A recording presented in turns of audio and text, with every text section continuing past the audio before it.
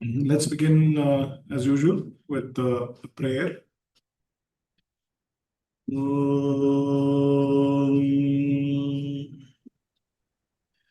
Om. Om. Om Sahana Bhavatu Sahana Bhunaktu Sahaviryam Karavavahai Tejasvinavadhitamastu ma Vidvishavahai. Om Shanti Shanti Shanti. Hari Om Tat Sat. Welcome back to Sundays with Arun. Thank you for joining both on Zoom and on YouTube. Good morning, good afternoon, good evening, good night from wherever you're joining today. I'm happy to host this program where we can talk about things that matter to all of us. And I believe that we don't have a forum like this where we can discuss matters of life which are of great importance, but there is no place or method by which those meaningful discussions can happen and we can benefit from it. So welcome to everybody. I'm happy to initiate the conversation with anything that you have for me today, if you do. Or I can initiate the conversation. Sundays with Arun is like a maze. It's like a puzzle. You can start anywhere and you can stop playing the puzzle or exit the maze whenever you want. And it's also an ongoing conversation. We're not looking for answers, but maybe we're looking for some things to think about in a more meaningful manner. I was having a conversation recently with a student of mine, and the next day she messaged me that I'm feeling a lot lighter. She actually wanted some help with her sinusitis and some anxiety issues that she was having. And she spoke at length about her family and the situation that she was in, and the fact that she's been through many illnesses in the last 5 or 6 years. She's in her mid-40s and she is a medical doctor. But the net result of the conversation was that the next day she felt much lighter. I actually did not give her any advice on yoga or on her sinusitis. But the conversation that we had the effect of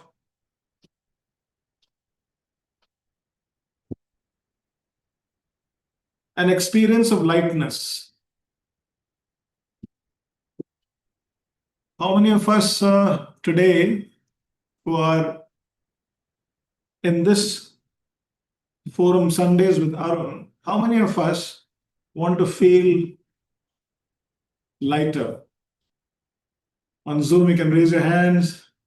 On YouTube, you can give a thumbs up. How many of you want to feel lighter?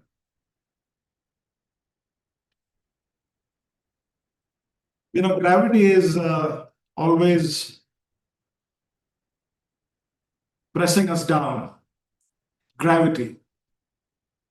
When we say it's a grave matter, or I'm in a grave situation, it literally sounds like that I'm in the grave. So gravity is always pulling us down, and it is a natural human tendency that you want to feel lighter. which is why you play some music or you play some games and sports. You listen to a comedy show. You want to feel lighter, or you do some yoga. You do some asana and pranayama practice, or you do some shavasana, or you eat some lighter food, maybe some khichdi, so that you feel physically, mentally, or emotionally lighter. The net result of my conversation with the student of mine was that the next day she felt lighter. She didn't have to diet. She didn't have to do Jalaniti. She didn't have to change her life. She didn't have to change her children or her spouse or her in-laws. Keeping everything the same, she felt lighter. So Sundays with Arun is a forum where we can expect, maybe we shouldn't expect, but we can expect to feel a little lighter after the conversation is, well, during the conversation and afterwards. So what would you like to talk about today?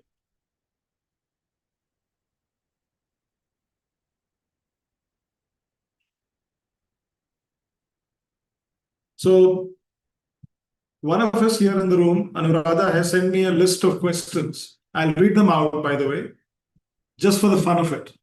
Anuradha, with your permission. So she has sent me a list of 11 questions. How not to judge others? Is it important to marry? How to take better decisions? How to get rid of unpleasant memories from the past? What is karma theory? How is it true? How to incorporate yama and niyama in daily life? Yama and niyama, some personal and social ethics in life. How to do Raja Yoga and develop control of the mind. Raja Yoga is the training and development of the mind. Raja Yoga.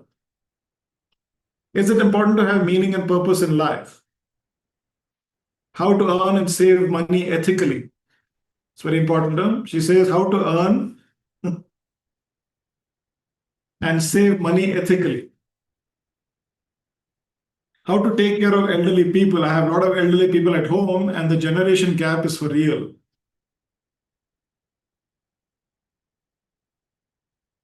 That seems like a conversation that we can now have for the next 10 days, not 90 minutes.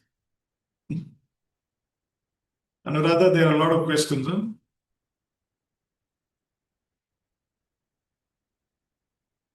But you know, these 11 questions that Anuradha has sent me are the kind of questions that all of us have, whether we are coming from the east or west, north or south, whether we are black or white, or we eat vegetarian or non-vegetarian. It seems like the kind of questions that all of us have. She says how to take care of the elderly. I would imagine how to take care of anyone. Not just the people who are at home, but also all the really big enemies that we have outside, like our bosses, the shopkeepers, the people on the road.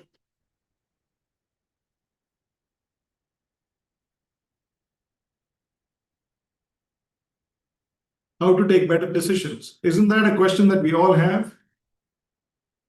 How to take better decisions. It's only in hindsight that we say, my God, if I had known better, I would have taken a different decision. Isn't that so? How many times in our life we say that? Right from teenage, we have said that. I wish I had taken a different decision.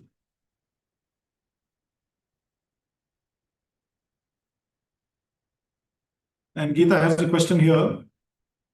Just read out the question for me, Udit. It's on Zoom. So what should we talk about? If you're on Zoom, then you can always unmute and check. You can ask. Geeta just texted. Geeta, you can say.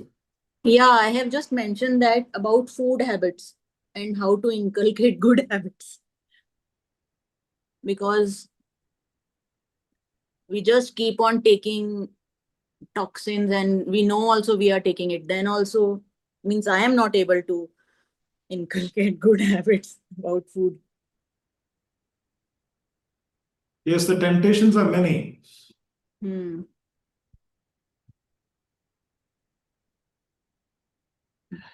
I told this student of mine that the problem doesn't, it's not your problem, Geeta.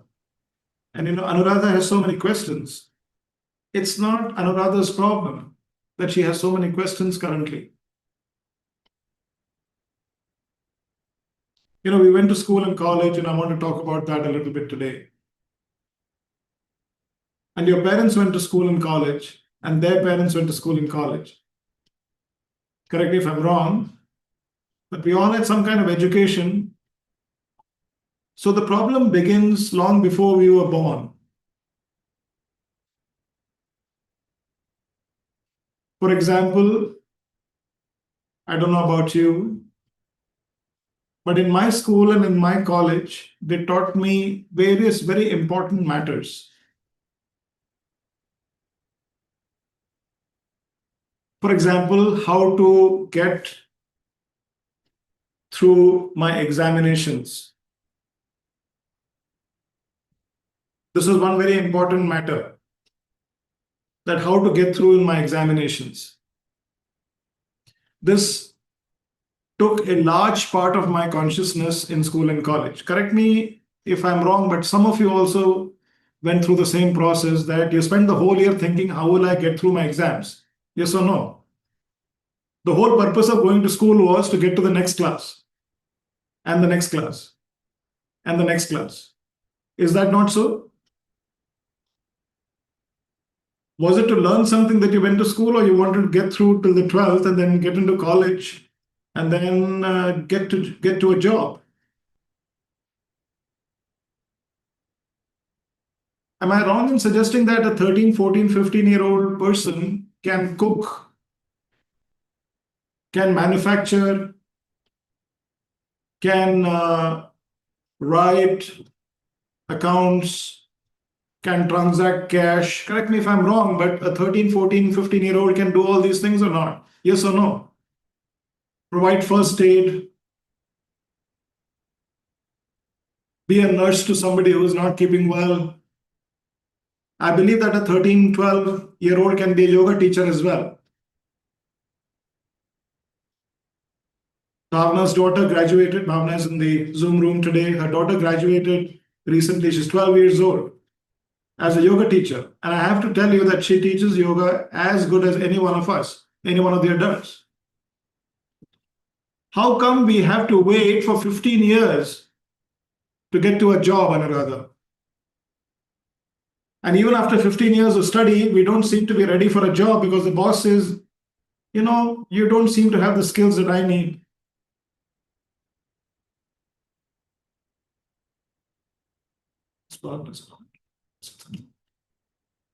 When we are trying to pass the torch to the next generation, I think those people learning. And Bhavna's other daughter says something very interesting. She says 7 cruel hours of a child's life. She's only, I think, 7 or 8 years old, 9 years old. And she's already kind of figured out that going to school seems to be not to get an education.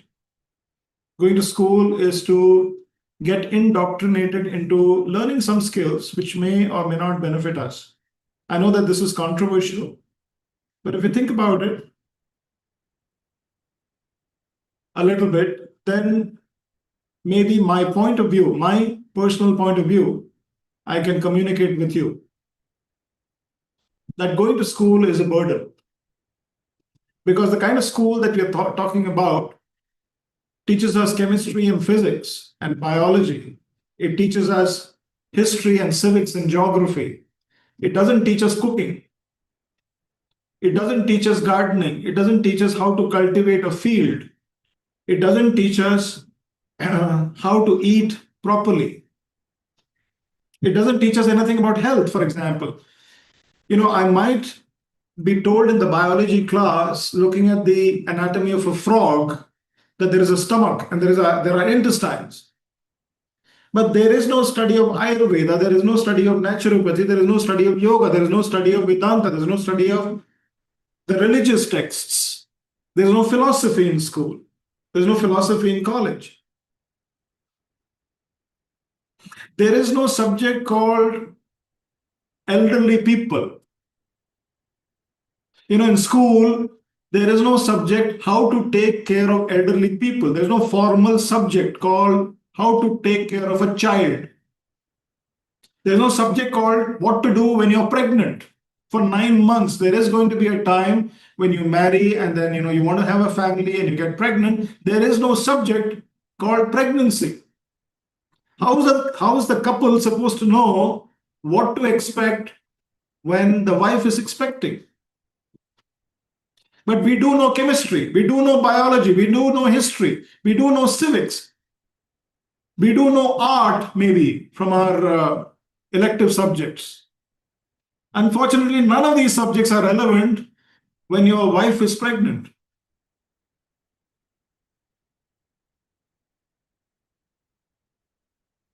Or you have a 2-year-old child in your house. What do you expect? How in the world are you supposed to know what to do when you have a 2-year-old child in the house? You never learned any of this in school or college. And then immediately after college, you went to work. So our education was of a kind that was not useful for living life. For example, we did not know that there will be income tax or general services tax. We should be told about this in school and college.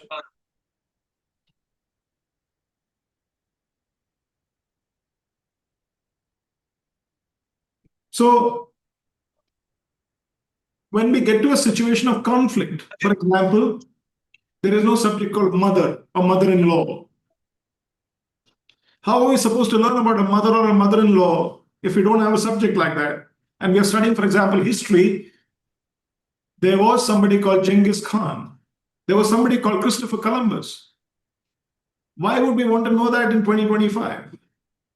I want to know how my life is going to be when I leave college. Can a 12-year-old be, or 12-year-olds be brought to a corporate organization and spend a week there rather than sit in a classroom? And let them, these 12-year-olds, absorb the kind of atmosphere that they are going to be exposed to when they leave college. And they can then choose for themselves whether they want to be in that kind of environment. Do young people have a choice? Sir, it can be other way around also. Like at my age, I would like to go to college to Yes. study, suppose. So it should be very open. Like my son, everyone is willing that he should go to this college, that college, and everyone is very keen. But there is no keenness that if I want to go, I have to just tell them. Just means I have to prove it that it is correct to go. Like How old are you? 47. So at the age of 47, why cannot somebody go to college? Why can't somebody go to school? It should go. Why can't we have an education system which teaches anybody the other way around as well? Very well said. Why can't a 47-year-old or a 50-year-old or a 75-year-old go to school? Because I just told last week to my son, I'm going to do MSc mathematics from a regular college. So he was very astonished. Why you can, means what's the need? There were so many questions. And we all are behind him when he will go to a better degree college. Even if he goes to a better degree college, the problem is that when he marries, he will have a wife at home. He hasn't learned anything about wife, you see. Yeah. And his wife has not learned anything about husband. And both are having very good degrees. One from Harvard and the other from Wharton, or one from IIM Ahmedabad and the other from ISB Hyderabad. Unfortunately, this husband and wife don't know anything about each other, you see. Right. They know everything about marketing and finance, but they don't know anything about children. When people come to my yoga classes, more and more in the last 10 years, since 2015, I'm noticing that there is a problem of fertility. And it's ironical that India being the largest, the most fertile population on the planet, 1.5 billion people, we should not be having a problem of conception. Mm. It seems that now we have hit that too. And then I have to tell the woman that why are you getting so many tests done? It should be the most natural process Mm. of living to have a child. No, but the gynecologist said this to me, and the gynecologist said that to me, and now we have to go through IVF. IUI, and then we have to go through an IVF procedure. Mhm.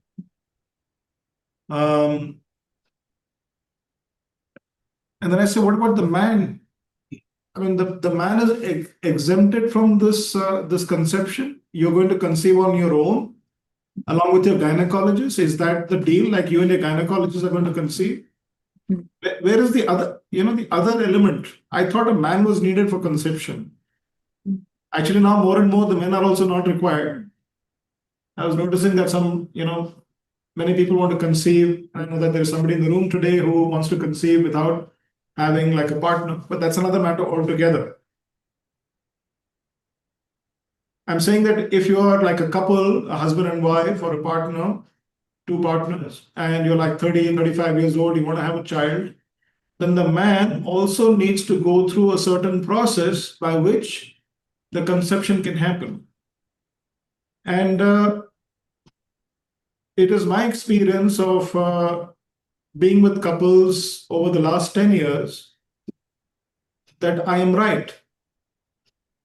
That as long as the medical procedures were happening and the woman was being examined and treated for whatever it apparently seemed had a problem, it did not work. I've had women in my program who've had 3 failed IVF attempts.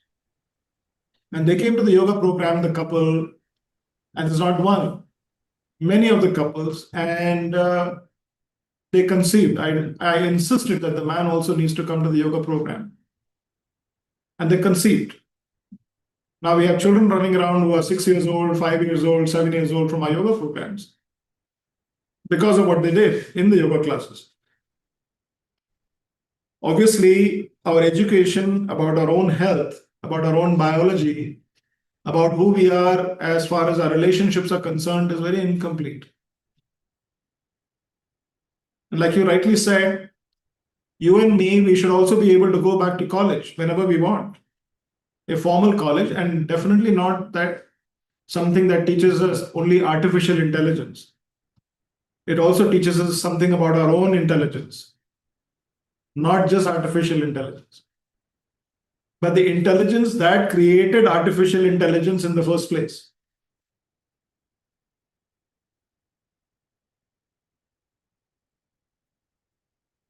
I'm going to pause for a moment and ask you to ask me anything or share anything. If there is something that's coming to you, please do speak. Anything on YouTube, Udit? So there's one question, if I may ask. Of course, Anshuman. So it is regarding yoga itself becoming compulsive. Like just observe that it was like becoming okay. We have to sleep early so that we have to do the class on time and maybe be 15 minutes or 10 minutes early. And so ultimately, that also somehow we make it a stressful activity. Like one day I did, like I was like, okay, let it skip. And I don't know, somehow it felt sort of relief, but then again, it has to be done as well. So it's about making the class itself an activity to do instead of that doing nothing, which you say. So just wanted to get some clarity on it. I was telling this student of mine whom I was talking to the other day, whom I'm sharing the story about, how she felt better the next day. It was this whole burden of doing things.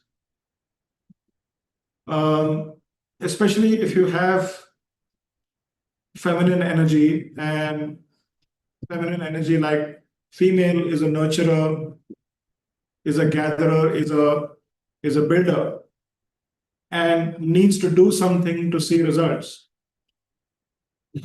I was telling her that even if you did not do anything, it would still be fine. Now, this is a very difficult concept. I want to say to everyone who's in the room today, a very difficult concept to understand, not to do anything. But I want you to be a little, patient with me, please. What happens if you do something and what happens if you don't do anything? What do you think will happen? Many of us go to hospital. During COVID, I spent 11 days in hospital. Guess what? Nobody stopped dying. Nobody stopped being born. The planet continued to revolve exactly the way it was revolving. The sun stayed exactly in the same place. I'm really sorry to tell all of you that 11 days in hospital, while I was there, I was not making any phone calls. I was not eating Sundays with Arun. I wasn't standing on my head doing Shirshasana. I wasn't doing Surya Namaskar. I wasn't doing Anuloma Viloma. I wasn't managing my money. I wasn't managing the yoga center. Guess what? The world continued exactly the way it was without me. Anshuman, whether you do the headstand or not, you and I have to know that we are pretty much finite. And whatever happens, it's a very small speck in the whole realm of the universe. If you did a lot of things, a great lot of things in your life, maybe you will get a statue like Martin Luther King or Mahatma Gandhi. You'll get a statue. If you're like Sachin Tendulkar, you will get in the Hall of Fame at Lord's, the Lord's cricket ground. But at the end of the day, you and me, we are finite, maybe 50 years, 70 years, 100 years. We think so much about so many things. So what if you miss a yoga class? Billions of people don't go to a yoga class, Anshuman. Billions. I mean, you're in Bombay. Can you imagine millions and millions of people running on the, like Bombay is running. It's like one of the busiest cities on the planet. Yoga is the very antithesis of a city like Mumbai, isn't it? So busy. You look at a city like Bangalore, people are doing meditation on the track on the roads. 2 hours to go to work, 2 hours to come back. Everybody is in meditation inside their cars, inside their vehicles. And then you have this major problem. I'm obsessed with yoga. I have to go to the yoga class. My God. So what if you didn't go to the yoga class? So what? So what Yeah, if so the day will so what not if turn out. you see, so what if you did? I can understand if you stop breathing, then it'll be a problem for your family and your friends and so on.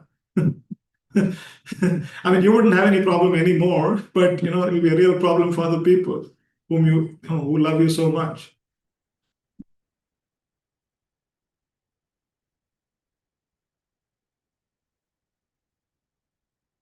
At the end of the day, I cannot attribute my own, Arun's personal, my own good health to any one thing. And I've been practicing yoga since 1992. It's a long time, maybe 35 years. I cannot, honestly, I'm submitting to all of you today. Please understand that I cannot attribute my good health to any one thing. It could be the wonderful clean thoughts that I have, or the nice white clothes that I wear, or the great company that I've always had, or it's just my upbringing, or the fact that I'm not married, or I eat really great food, street food, or do some Shirshasana. I don't know. I really don't know. I don't know why I'm so healthy. And I don't know why, when I fall sick, I cannot really know why I fell sick. I was washing my face about 20 days ago, it's embarrassing. I was washing my face and I got a back spasm. Now, all of you are sitting there and saying, what? Arun, you getting a back spasm? It's like saying, what, doctor? You're going to die? Doctors also die, you see. And yoga teachers can also fall sick. It's possible. We take things too seriously, Anshuman. This is why my student felt so much better the next day, because I had this conversation with her. I said, what is happening? Why are we so serious about everything? You remember when I said this in Gurgaon, when you walk into a lift on Monday morning, this is how you look.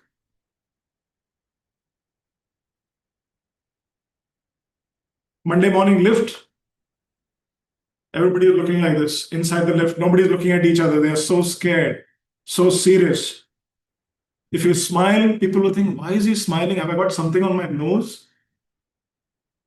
It's Monday morning. It's very serious business. I don't know how it is in Bombay, but nobody looks at anybody inside the lift on Monday morning. On Friday evening, they're all celebrating. They run out of the lift. They're going home to the weekend. You see how serious we are as human beings?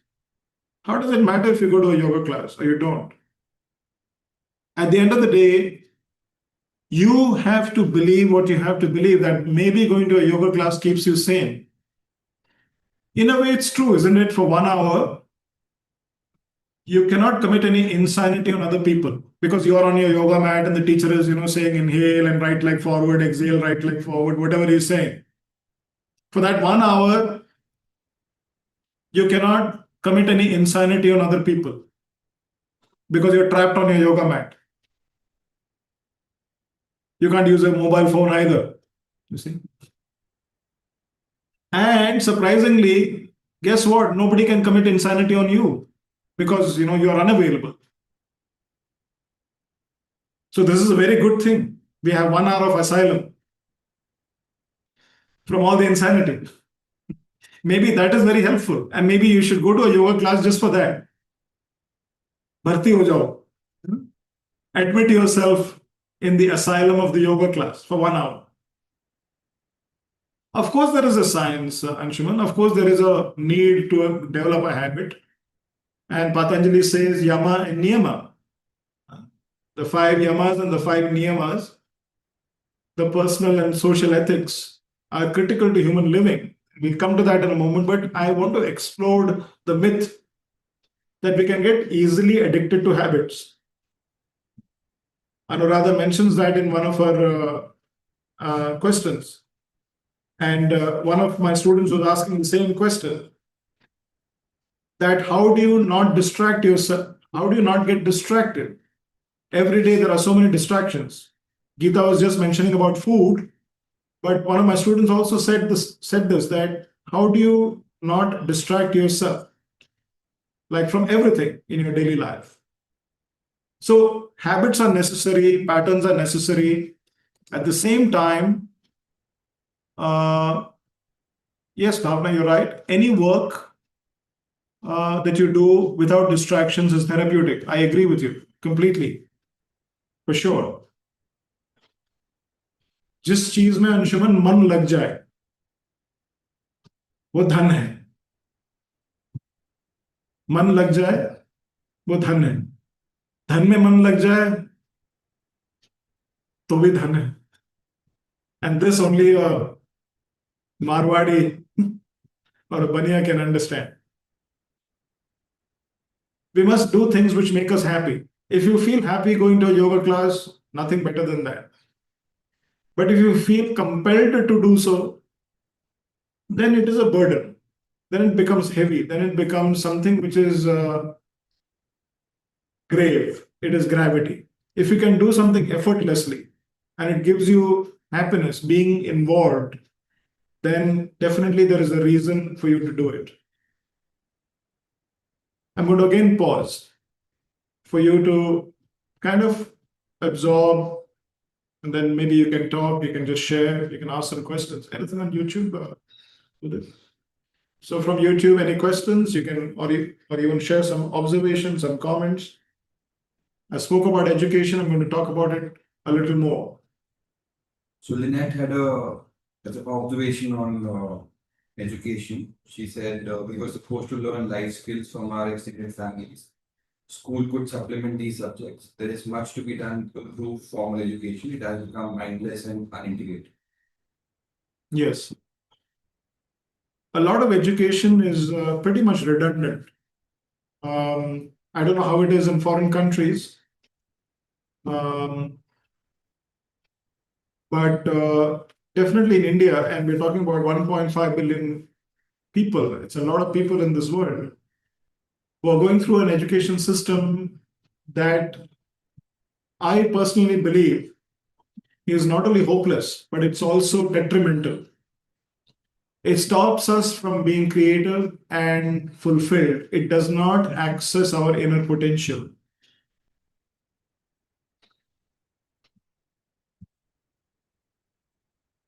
Bhavna says something about the protein intake. Is it fact or fiction?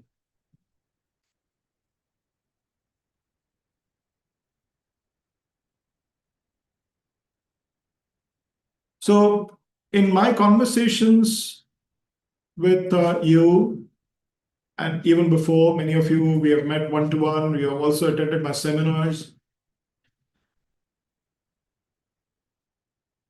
I believe that we must educate ourselves. Education is the only way. We have to study, we have to learn. And I like this idea where a 47-year-old wants to go back to school. And I would say not formal school, but informal school. It's much better to do that and take this kind of opportunity to have an interaction, to study, and then to find methods through which you can study further the things that we need to study about health, about disease, about food, about living, about sadness and happiness, about relationships, about communication, about our own potential. All these things we must study formally or informally. I would say informally because there is no education system that has been developed, definitely not in India, and I don't know anywhere in the world where you can study something about health. We cannot, there is no place. What is health? And then when Bhavna asks the question about protein, then I have to go back to the source. What is this word protein suddenly? In the last 100 years, 50 years, there is this word called protein. Did human beings not live on this planet prior to the last 50 years, last 100 years? How did we get by without knowing where our kidneys was and our protein intake? How did we get by without knowing the names of diseases? How did we do that? Did we get here by fluke? I mean, what happened to the knowledge of living for thousands of years? Where is that knowledge? Why is protein so important suddenly? Like 50 years or 30 years, protein. What is this word? Where is it coming from? Why is it important? Where was protein before the word protein? Where was it? How did human beings live without the word protein? How did the world live without Zoom and YouTube? By fluke? We wrote letters, you see, before that. And sometimes we sent pigeons. But somehow we existed. For thousands of years, we've lived life. Yoga is not new. Yoga is thousands of years old. Obviously, the problems we have today, which is of human beings, you and me, the core problem of being human existed when human beings existed.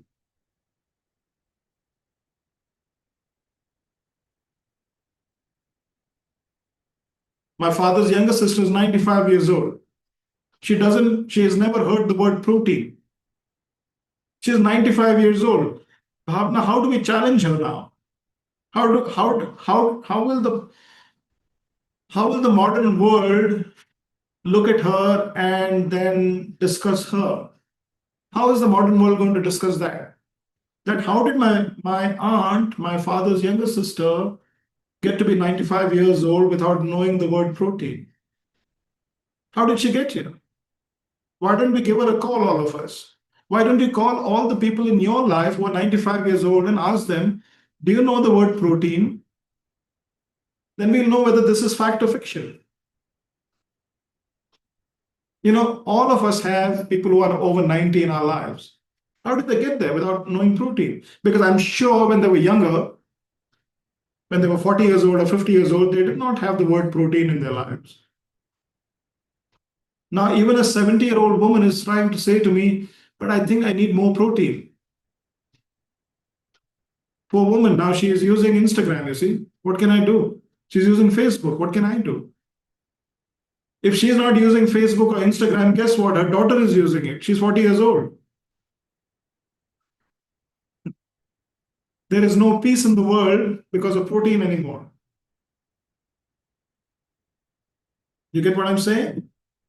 That my bua, that is my aunt, my father's younger sister, has got to being 95 without having the word fat, protein, minerals, and carbohydrates in her life. She also comes from a traditional society which only has carbohydrates as the main diet. The thinnest people on the planet, Bhavna, are the people who consume the maximum amount of carbohydrates. The Japanese, the Koreans, the Chinese, the Southeast Asians, and a huge part of India. The staple diet is, yes, Yashika, rice. Rice is the main diet. And everybody on the planet says rice will make you fat. The thinnest people on the planet, the Japanese, the Koreans, the Chinese, the Southeast Asians, the Sri Lankans, South Indians, always thin. The main diet being rice. There is something of a problem in the modern marketing machine that makes us believe what we believe currently. You know, there is no obesity in Japan. Correct me if I'm wrong. Huh? Hiroko? Correct me if I'm wrong. But there is no obesity in Japan. And guess what? That their main staple diet is. No, of course, not like India, but we have a problem about obesity. Of course. Yes, the sumo wrestlers. Yeah, I know. I'm sorry. Yeah, the sumo. Yeah. Yeah, less, but of course we have a problem. Obesity and sugar problem, diabetes is very serious. High blood pressure, like that. And also the largest number of suicide. I'm talking about obesity. Suicide nowadays decrease after COVID-19. I heard that. You know, the very interesting thing about Japan is that unlike all the Western societies where obesity is rampant, Japan has, because of very deep cultural connection, kept out of the obesity trap, at least until the last 10 to 15 years. Very, very strong cultural roots. And people still live up to 100 on a carbohydrate diet, on a high carbohydrate diet, a high starch diet, as Dr. McDougall calls it. So the protein equation is a myth, according to me. I've been a vegetarian all my life. I don't have animal protein, for example. I'm not thought about having protein separately for any reason whatsoever. And to Bhavna and to all the people who are today here on Sundays with Arun, I want to say something very funny. I was at a cricket field last evening. I was playing a cricket match under floodlights, and I'm 62 years old. And the wicketkeeper, the person who's standing behind the wickets, came up to me and said, "Have you faced the bowler before? Do you know what he's going to bowl?" And I said, I don't think he was born the last time I stepped onto the cricket field. I'm 62, he must be like 21 or 22 years old. The last time I stepped onto a cricket field was something like 22 years ago. I look pretty smart, by the way, in the cricket field, and I did pretty well as well. But the fact of the matter is there were people who were half my age and 1/3 my age in the cricket field. And that's not daunting to me at all. That I'm 62 chronologically, biologically, but I have people who are half my age or 1/3 my age, and they might be eating meat or they might be eating high levels of protein, but it doesn't intimidate me at all because the food is not part of the equation at all. I've had a great life, I had a healthy life, I've had a life without life-threatening diseases, without considering the word protein at all in my life. I've never considered the word protein. So thank you for bringing up that issue, Bhavna. At some stage, we have to educate ourselves, like I said, and education is the only way in which we can get rid of the current marketing information that we have in our brains. Sir, namaskaram, good evening. Yes. I also play cricket like you. I'm 73-year-old. I also bowl to my grandson. I make him practice every day. So, but health is wealth, as you said.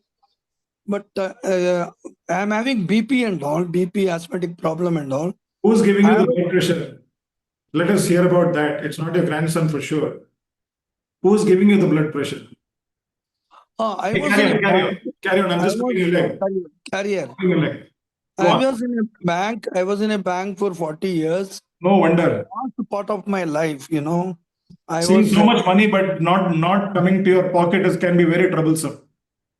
no. I am not worried about money at all because God has given sufficient this income. What I'm telling you is, last 10 years I was in a different post, top post, and also that pressure, that stress, that pressure to that brought BP to me because last 10 years, that is from 2001 to 2012, that is when I retired. I developed this BP. It was almost 150, 100, sometimes 190.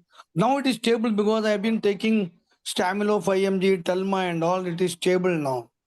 But uh, 10 years back, health checkup we have been doing regularly. And 10 years back, when I did health, But, Venkateshan, I want to interrupt you. There are many interesting things that you're saying. They're all like gold.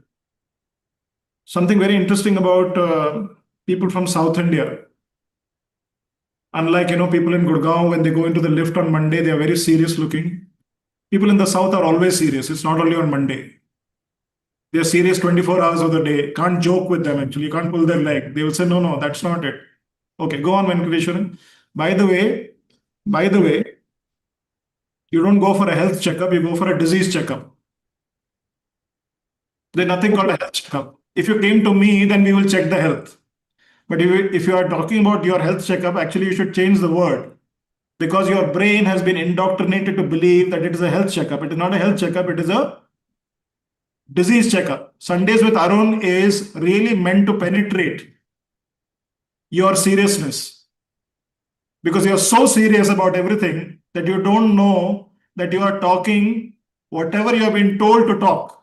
You are not talking, you are talking whatever you have been told to talk, including health checkup. There is no health checkup. There is no health insurance. There is no life insurance. For example, when you say life insurance, it doesn't mean that you're going to get perennial life. It is not life insurance, it is actually death insurance. When you die, some people get some money. It should be called death insurance, but nobody will buy death insurance.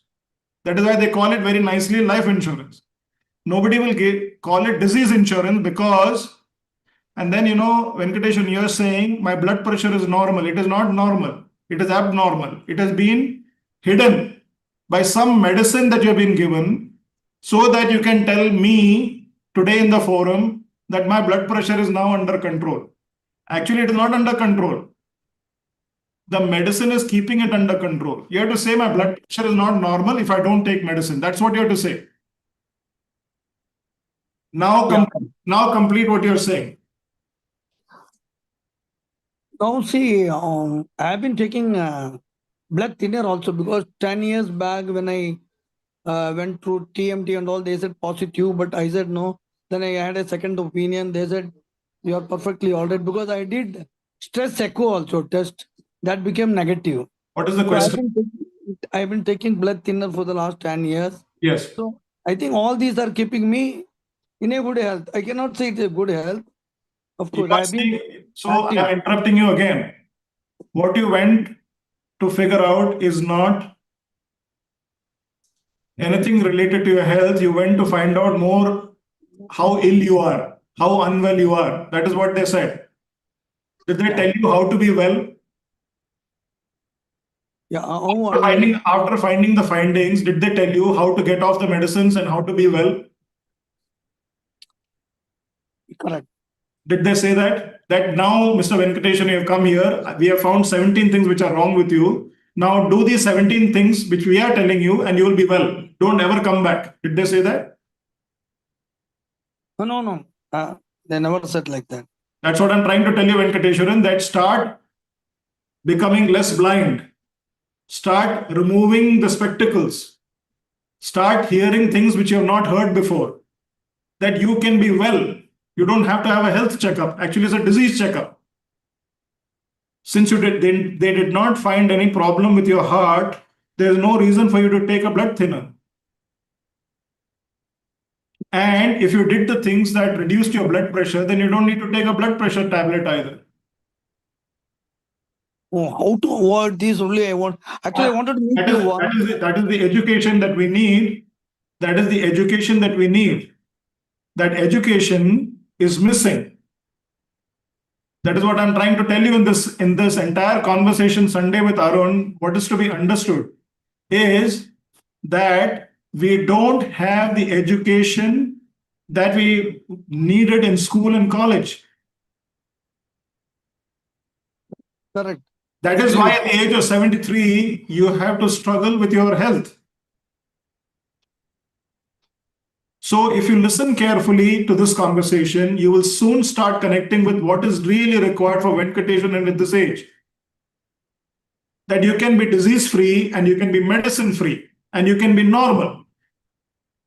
But for you and for Anshuman, going to a yoga class is not enough. Education is necessary. You have to study. Just like the 47-year-old person wants to go back to studies, you and me should study if you are serious, not just randomly asking questions. For example, I don't have any tips to give you. Throughout our conversation Sundays with Arun, everybody will look for, and this happens with my students, please tell me what I should do. I'm saying don't do anything. Just lie in bed the whole day. The world will be more peaceful, your grandson will be more peaceful, everybody will be more peaceful, your blood pressure will also come down. I'm asking you to consider this kind of view, my view, a view which may work. Who knows? There's also something very interesting to know from different sources I study, that people who get to the age of 60 start developing chronic medical issues. You said that after retirement, Venkateshwaran, you said that I started to develop certain issues. And Bhavna said that when your work is your worship, when your mind is fully occupied in certain things, you don't have medical issues. You see, so interesting, you can correlate this information, that as long as you're meaningfully occupied and your mind is at ease with the thing that you're doing, jab aapka dhyan lag raha hai, your attention is completely devoted to something, then you don't develop medical problems. In many languages, in many languages around the world, in many countries, in many cultures, I should say, not countries, but many cultures, there is no word called retirement. In many cultures, there is no word called retirement. This is it's a modern word. It came about in the Industrial Revolution in the last 400 or 500 years, the word called retirement. For example, in the Japanese language, there is no word called retirement. People work until the age of 80, 85, 90, 95. They're always working. I have very high regard for certain cultures, like traditional cultures, which goes back thousands of years. We're following that tradition. How to get rid of blood pressure? How to get rid of the blood thinner? Start educating yourself. In no time, in just a matter of 90 days, you can get rid of any medication that you're taking currently, provided you go through that education and do the things that are needed to be done to rectify the situation. Here is where Atha Yoga Anushasanam comes in. The word discipline comes in. You have to do what has to be done every single day without fail. The result will come for sure. I've been doing pranayama and all. I've been doing pranayama. No, that is not the way. You have to study, Venkateshwaran. You have to study. For example, the wiring of your house is damaged. Your wiring of your house is damaged.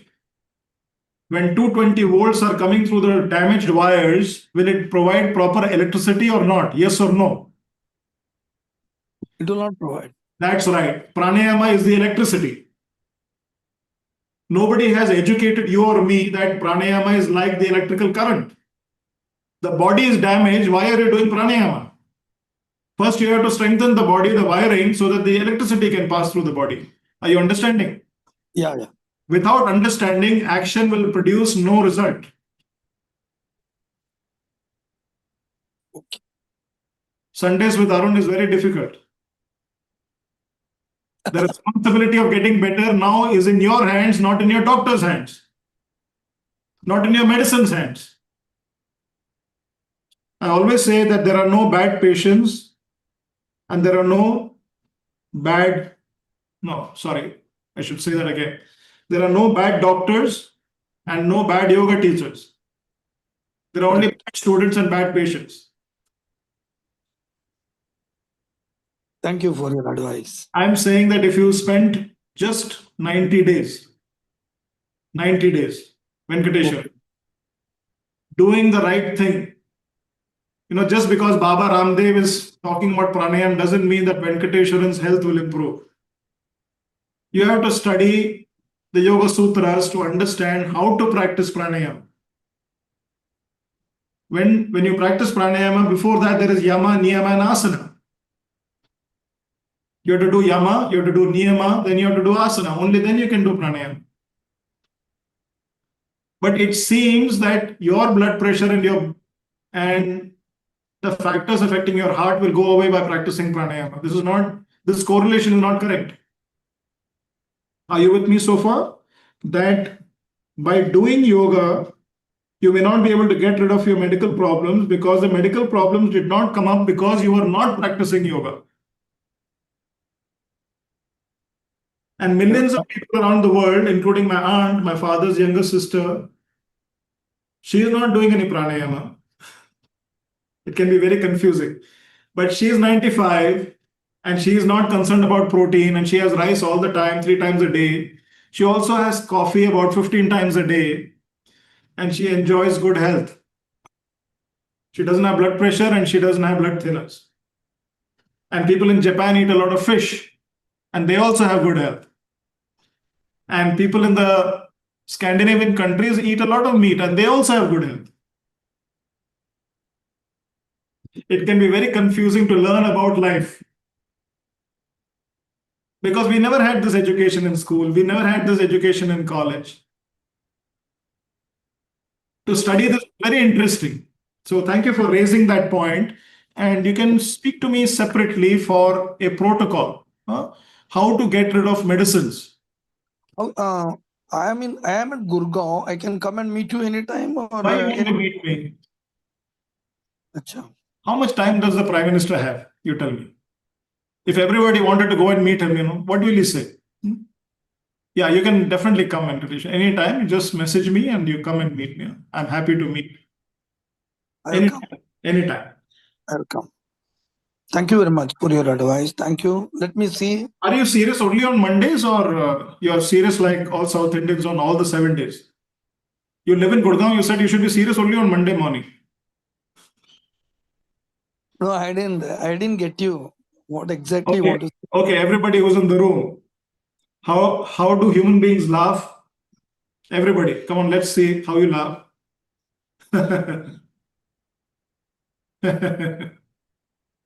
When you cry, how do you cry? Very loudly. Can you just laugh, Venkatesh, and just laugh for everybody's sake? Come on, everybody, please laugh with it. Come on, laugh. My God, that is a terrible laugh. I feel like crying. Can you hear? My voice is like that. I'm an asthmatic person also, so naturally, my voice is. What is the best medicine, Venkateshwaran? According to philosophy, what is the best medicine? Come on, Suresh, help him out. Laugh. Yes, laughter is the best medicine. Come on, everybody, come on, let's help him out. Venkateshwaran, please laugh. Come on, let's hear you laugh. Much better. He is getting trained. You see, in school, in college, we should learn how to laugh. We should learn to laugh again. Vaishali जरा हंस के दिखाओ जरा जोर से जैसे आप हंसते हो अरे मुंह पे हाथ क्यों रख रहे हो आप रोते वक्त तो आप मुंह पे हाथ नहीं रखते हैं? That's right. Okay, Venkateshwaran, the job for you now for the next 24 hours is to keep laughing. Don't play any cricket with your grandson. Laugh with him. Okay? No, I just wanted to tell you when you were telling He's so serious, huh? Venkateshwaran is so serious. Now he wants to kind of, analyze the whole thing. Just laugh, Venkateshwaran. Come on, laugh.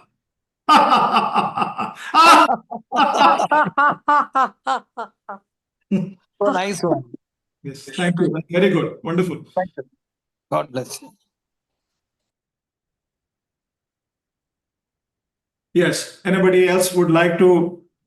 Yes, sir, I have a question. Yes, go on. So although we are, asking the right sort of questions about education and everything, but now me and Vishali are on the cusp of, sending our Please, child. please don't send him to school. आप वेदांत को school मत भेजिए. Nothing will go wrong if somebody who's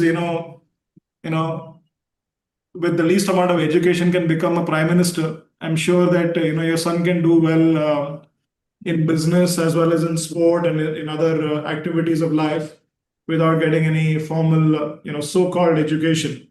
Going to school and getting an education are two different things. And I don't mean homeschooling, I don't mean informal schooling. The child must get education. There is no doubt about it. And that education must be at least in 4 areas, minimum 4 areas: health, wealth, relationships, and potential. These 4 things. Now, in these 4 things, health is what the domain of yoga covers or Ayurveda covers. In that, there is diet, there is the right time to sleep, the amount of rest you get, the kind of activity and exercise that you must have, the kind of occupation that you must have, all of it is covered by yoga. And the kind of discipline that you must have on a daily basis to live a proper life. Right. Wealth is what all the Baniyas know about and the Marwadis know about. How to make money and how money can make money, not you make money or run after money, but money runs after you. How to make wealth. And that is the question that Anuradha had, how to make money ethically and save it as well. If you come from a middle class background, there is no way in which you will be knowing about how to create wealth. In yoga philosophy, Saraswati and Lakshmi both go together. What that means is that wealth and knowledge both go together. We worship Lakshmi, that is wealth, and we worship Saraswati, that is knowledge. Both are critically important. They cannot be bifurcated. They are 2 sides of the same coin, knowledge and wealth. And we should not be embarrassed by the idea of money. Now, having a salary and having a job is not equal to wealth. This is not at all the same thing. They are completely 2 different domains. Having a job and having money, it is not equal at all. These are completely different subjects. Having a job and having a salary is just having a diversion in your life. If wealth is important, then wealth creation is a completely different subject. And we don't have that subject either in school or college. Nowhere in the world is the subject of money taught formally. Third, relationships. The most important thing about human beings, unlike animals, is that we don't remain in one small geographical territory. We are everywhere.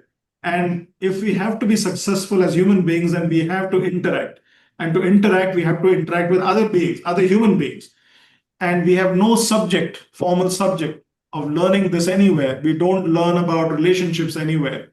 We need to have a formal training in that. And Vedant, your son, needs to have this training, like how to interact, how to get along with people, how to have people get along with him, how to communicate, how to have great nurturing relationships in his life, how to take care of other beings, other human beings, and how can other beings contribute to him. This kind of subject is not available in school and college. And the last one is who am I? That subject, very important, connected to yoga, is who am I? Main kaun hu? And that introspection, that investigation, that inquiry, ki main kaun hu, mera, what is my identity? Who am I being? Who can I be eventually as a human being? How do I express myself in the world? So what do I want to have? What do I want to do? Who do I want to be? This kind of inquiry is not again taught in school and college. कि मैं कौन हूँ, मुझे क्या बनना है, मुझे क्या करना है, मुझे सबसे ज्यादा खुशी किस चीज में होगी? How will I be fulfilled and content and happy? what will give me happiness. Many children these days want to do certain things. They're very sharp. They've been, because there is so much exposure, they kind of figure out what they want to do. But we are kind of very skeptical about these things because we've been trained in a formal manner that we should do only certain things. The inner potential of a child can be expressed in any millions of ways. It doesn't need to be suppressed. So these subjects are not there in school and college. As long as you can understand this limitation, then going to a formal school, it is just passing time and you can be satisfied by that, and you can, donate a lot of money that you have to the school that Vedant will go to, and a lot of money to the college that he will go to. So it is nice of you to do that. You are very philanthropic in your attitude. Do contribute to the school and college that he will go to. But ultimately, you have to grow him up in a different way. That is the idea. The idea is that he should have training in informal subjects. Currently, we don't have anywhere a school or college which he can go to. There are alternative schools in the south. Then, of course, in Gurgaon, we have a couple of alternative schools. In Delhi, there is an alternative school. None of these are successful experiments. Eventually, you have to join mainstream. Mainstream means by the time you are in the 10th or 11th standard, you will have to eventually, the child will have to eventually come back to what is the current schooling structure. I think up till 10th, अगर उसको थोड़ा ये informal education मिल रहा है, that is also, मतलब, that will go well. You will have to, at home and outside, give him the kind of training that is not connected with horse riding, swimming, skating, all these things. These are not subjects that are relevant to human life. When you have an accident and you want to give first aid, this is a very critical information that the child should learn, and should learn not one day, for 1 hour, but the child should ongoingly learn how to take care of a critical, urgent situation at home or outside. Like that, 100 different subjects you have to create at home, which the child can go through in a very happy manner. And all of these are critical, you see, like cooking. I know of, I was talking to the student of mine, her son is 15 years old, and well, good or bad, he's obsessed with cooking. He makes, he makes wood-fired pizzas at home. He sees something in the restaurant, he comes back home and he wants to test out that recipe. He's obsessed with cooking. He's only 15 years old and he's a boy. It's so nice to hear that. It may be good or bad, but the idea is that this is a completely different domain for a child to be able to enter the kitchen and to be able to do things in the kitchen. And it's very, very good. And it should not be one day. It should not be 1 hour. It should be an ongoing training. So you can create that curriculum at home, and maybe Nilansh, maybe you'll be the leader who creates an alternative education system which is not formal based but informal based, and many families can join. Children can get together, the families can get together, and we can have a method by which right from childhood you have training on how to look, how to observe, how to hear, how to wonder, how to experiment, how to explore, and how to create in a way that is sustainable, that is nurturing, that is warm, that is useful, and things like that. So, Vedant is very small, I know that. So this is the right time to think about that alternative education, which is so important. And of course, that struggle up to the 10th standard, beyond the 10th standard will still remain. And then 12th, he'll have to do whatever chemistry or whatever you say. जो भी आपने किया, वो ही बेचारे बच्चे को करना पड़ेगा. There is no other way. But at least till the time you can provide until he becomes independent. My view is that by the time you're 10 or 15 years old, you should be creating wealth. If you think about it, in the farm, in the villages, in the farm, a child goes to work. There's nothing called child labor. You're expected to go out and help in the field, you see. The same way I would expect our children, by the time they're 10 or 12 years old, to go out and start earning. I don't mean like, go out on the road and start earning. What I mean to say is create wealth. Why can't a child create wealth? Why can't a child at home, like Nilansh for you, for example, keep the books? Books of account. Why can't he start doing that? He can, isn't it? Why does he need to wait until 12th standard or graduation or becoming a CA. He can start doing it like right there and then, you see. He can come to work with you and he can sit there and listen to what you're doing, isn't it? Why he needs to wait until he gets a master's degree in international relations? It's not required. You can create the international relations at home, you see. So yeah, like that. You think about that as to how you can educate. Okay. Yes. Right. Yeah. Udit is sharing a question from YouTube.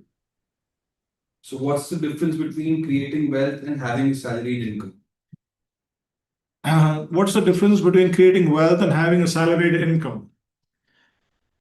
So a part of creating wealth is having a salary. But you can create wealth and you can create money without having a job. You can create wealth without having a salary. You can't create wealth by having a salary. You have a salary, let's say you have 100 rupees or $100 or 100 Deutschmarks. And out of that, 90 will go in your expenses, and 10% of that you will put in the bank. It's never going to be enough for you to be free.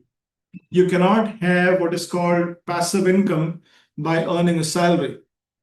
It will take you 30 years of working or 35 years of working, and then the retirement money will still not be enough as passive income unless you cut down your wants and needs.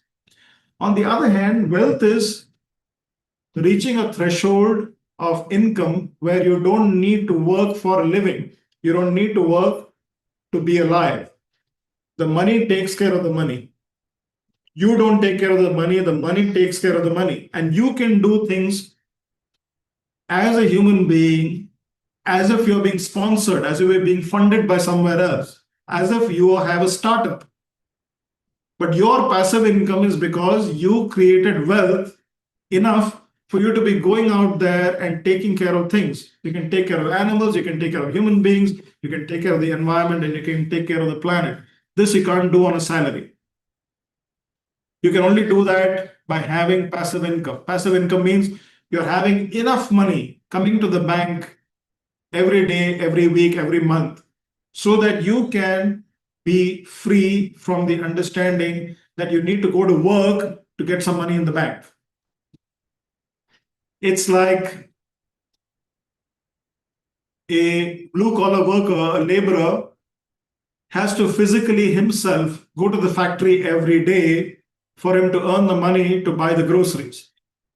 That's what you and I are doing when we go to a job. There's no difference. Both are the same. Eventually, in the larger context, both are the same. We're all factory workers if we have a salary. But if we have an ability to create money from money, if you have an understanding and education of how to create wealth, then you are not creating the money is creating the money. Can anybody give me an example of how money can create money?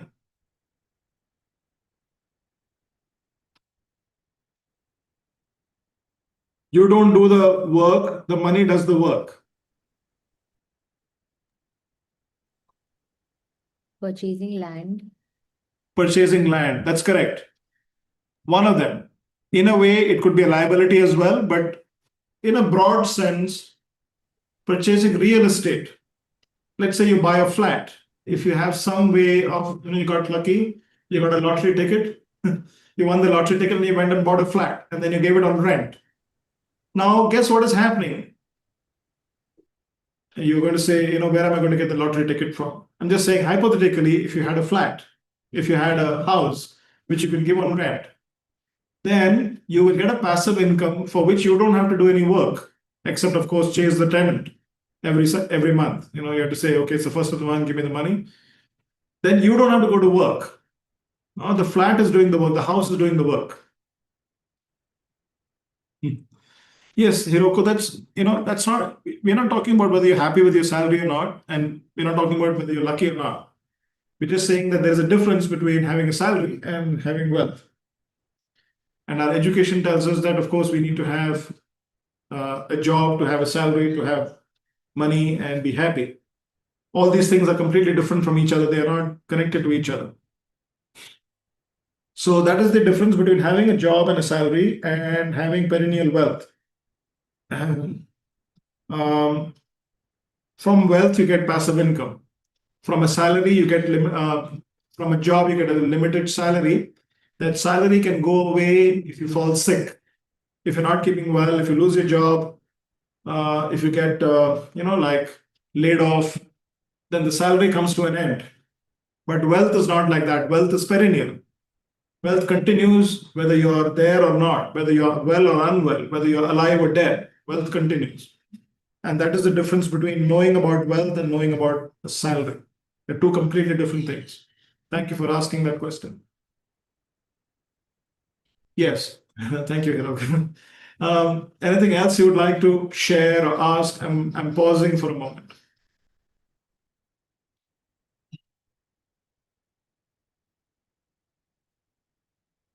Anything on YouTube that's relevant? Can I ask something? Yes, please. So, as you mentioned about the education system, so I've also been a part of the same education system, like, going to school and everything. I've told you before, I've been a good student, like, a bright student. And, that time it makes you feel so, like, everybody says, wow, and like, she's having good marks and everything. But as when life threw on me, like, I had people around me who were sick, and, I had to take care of them, and I didn't know how to do it. Yes. So, but I'm so used to of that, that action, always taking, like, always in a flight or fight mode. Yes. I don't know how to relax. Yes. And when I met you, you said that, try to be effortless. So, but still, because my neural pathways are so strong, I fall back to the same regimen. Like, I Yes. fall back to the same things. Yes. So how do I just stay, at peace with myself? Yes. So, Vaishali, and for everyone who is part of the conversation today, Sundays with Arun, we have to know that this is not something usual that we are doing. It's a very unusual conversation. First of all, you have to know that it will take time for us to understand what we're talking about. You and I are adults. We're not children. We've been trained in a certain conditioned manner to live this life. We've been trained to believe certain things. We've been trained to understand certain specific things about life.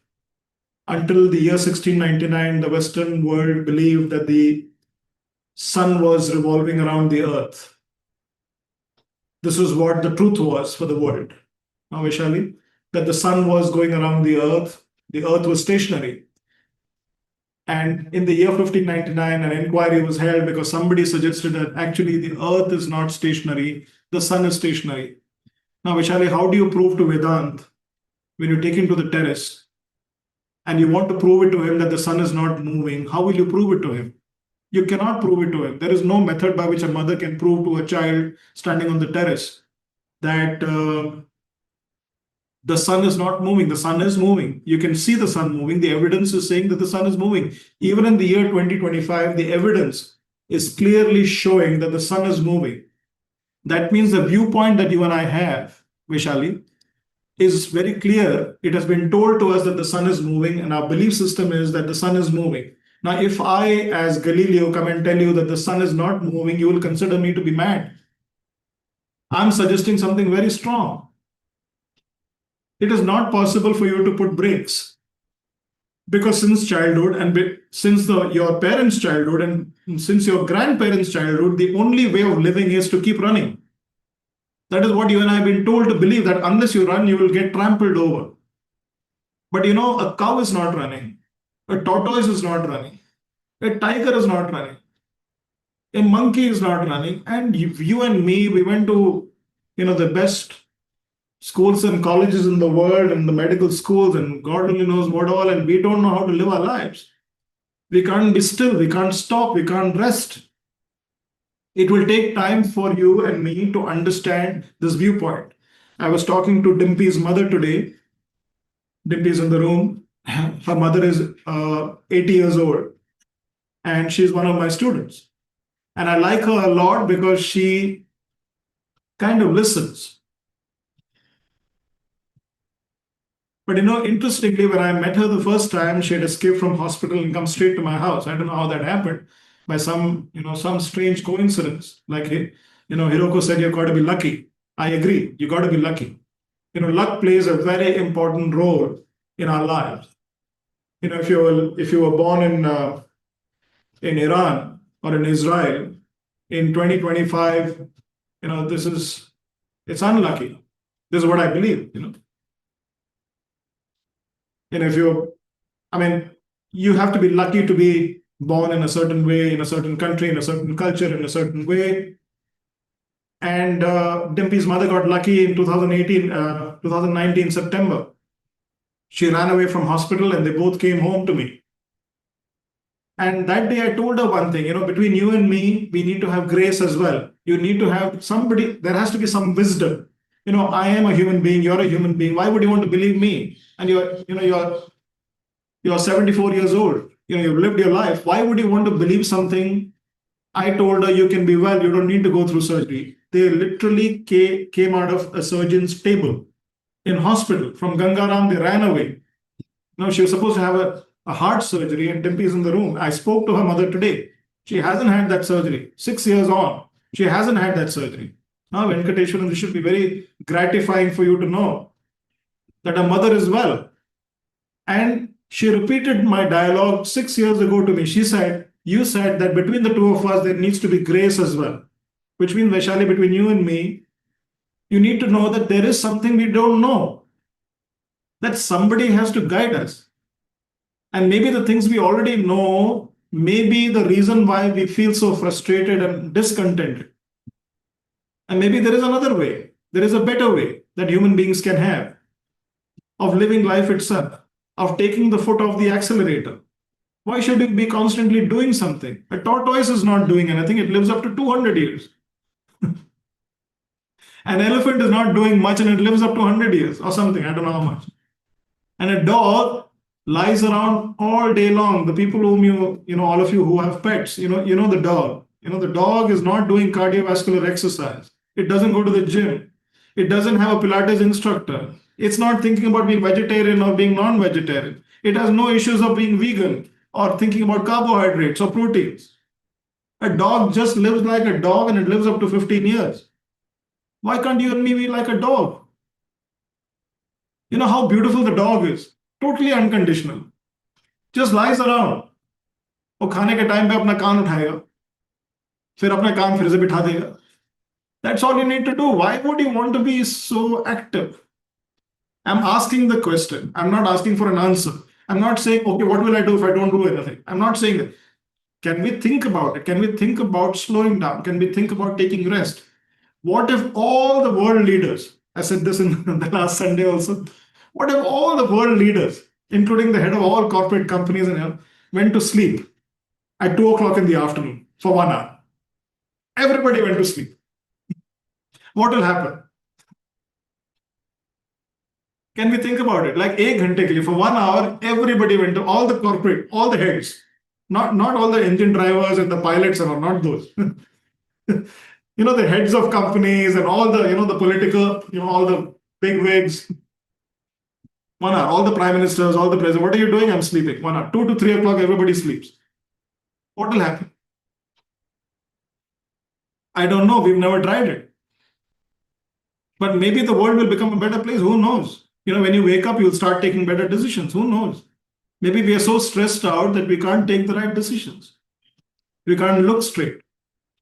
So give yourself a little bit of room, a little bit of time.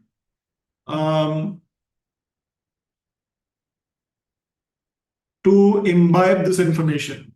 Sundays with Arun is an ongoing conversation. What I know, what is in my head, what is in my brain, it's very difficult to absorb in just a few moments or a few, like 1 or 2 hours. Just continue the journey. Sundays with Arun, attend the Freedom Seminars, come to a yoga retreat where there's a rich dialogue, and slowly there will be a new way of living that will emerge through this dialogue. Nilansh said something about Vedant. you're saying something about yourself. As a family, you start seeing some things which you've not seen before. Like my student said the next day, I'm feeling really light, as if a load has been taken off my shoulders. 90% of the load, Vaishali, you and I carry is a certain unknown expectation. I don't know what is expected out of you and me. Why do we have that expectation on our shoulders? We don't know. What will happen if we didn't do something? Like I went to hospital for 11 days. What happened? Nothing happened, you see.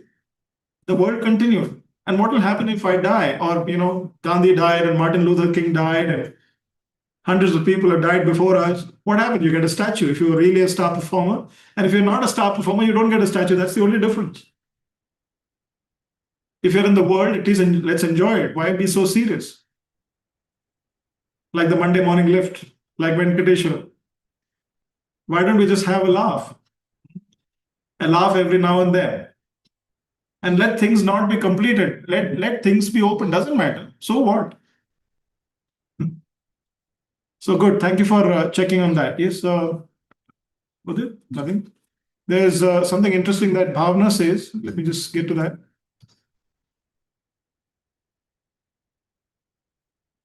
So Bhavna's younger daughter, Elisha, how old is she, Bhavna? Yeah, she's 9. She's 9. Elisha says that she wants a day to be declared as sleep day. Out of the innocence come the most profound ideas.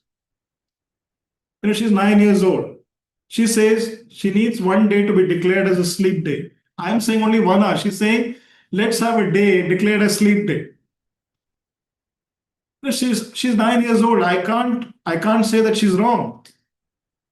So innocent and so appropriate. Guess what will happen? There will be no traffic on the roads. Everybody's sleeping.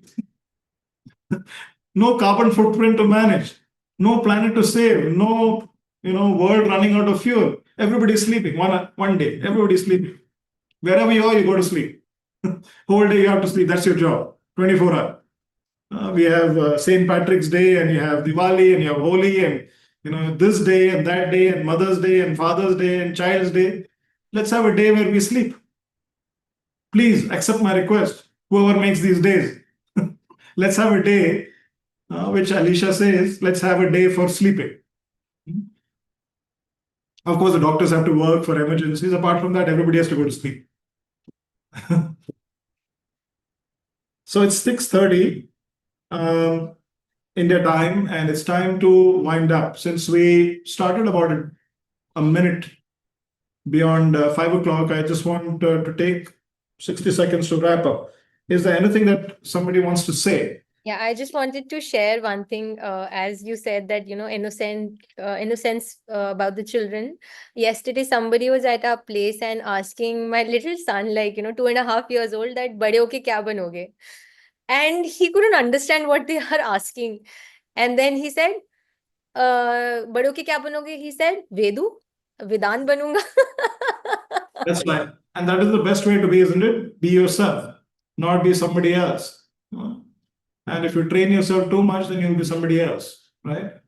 So you want to be yourself. So I want to wrap up for the day. Those who are on YouTube as well as on Zoom, if you message me, then I will add you to a group called Sundays with Arun, and you can be part of that group, and you can leave it anytime. There's no compulsion to remain in the group, but I can share some information on an ongoing basis. Sundays with Arun, we have a WhatsApp group. You can text me, you can message me, and ask Udit or Dyutima to put my number on the YouTube channel as well, so that you can text me, and I'll ask somebody to add you all to the WhatsApp group. And possibly we'll have a meeting again 2 weeks from now. If you enjoyed the conversation, both on YouTube as well as on Zoom, please do give us a thumbs up. Have you had a good conversation? Yes or no? Okay, thank you very much.